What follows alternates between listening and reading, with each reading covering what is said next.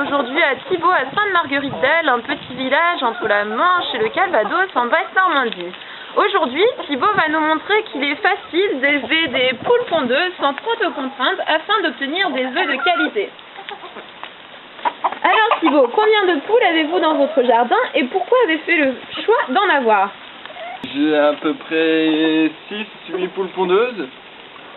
Ce qui m'intéresse, c'est d'avoir des œufs de qualité, frais, et de savoir comment je les nourris sans OGM. Alors, contrairement aux œufs de batterie, qui sont nourris avec beaucoup de soja importé d'Amérique du Sud et bien souvent OGM. Je vois ici, Thibaut, plusieurs poules de différentes couleurs. Sont-elles toutes de la même race? Alors non, j'ai plusieurs races de poules qui sont pondeuses. J'ai choisi des races qui sont bonnes pour la ponte et pour la chair, qui sont bonnes à manger après. La poule blanche ici, c'est une Sussex herminée, qui est bonne pondeuse et bonne mère. La poule grise, c'est une coucou de reine. Et j'ai aussi une poule cendrée, qui est grise, gris clair.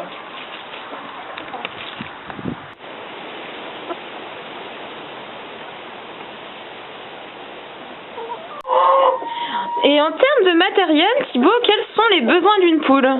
Alors nous voici dans le poulailler. Ce qui est important, c'est d'avoir un perchoir pour que les poules puissent dormir. Des pondoirs, on compte un pondoir pour 3 poules, une mangeoire et un abreuvoir. D'accord, très bien. Et existe-t-il des contraintes à avoir des poules chez soi?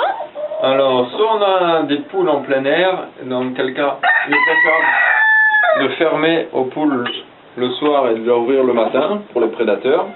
Soit on a des poules enfermées par un enclos. Et il suffit de nettoyer le poulailler une fois tous les 10 jours. Et combien d'œufs récoltez-vous par jour?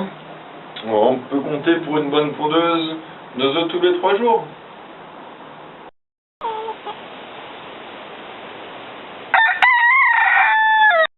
Un grain est-il conseillé plus qu'un autre afin d'obtenir une quantité plus importante? En général, on donne du blé ou une céréale qui peut suffire.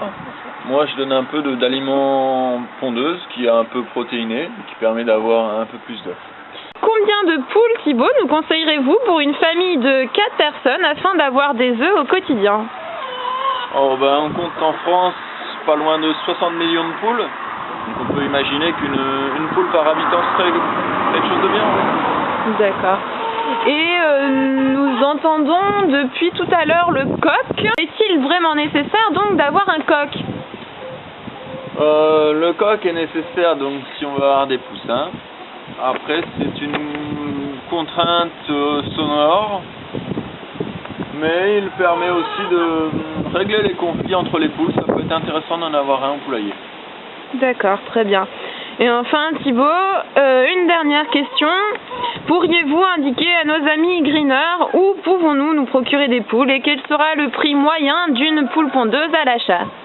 Alors, les poules, on les trouve en général sur le marché. Une poule pondeuse qui a 6 mois après la ponde, ça va être entre 8 et 10 euros peut-être.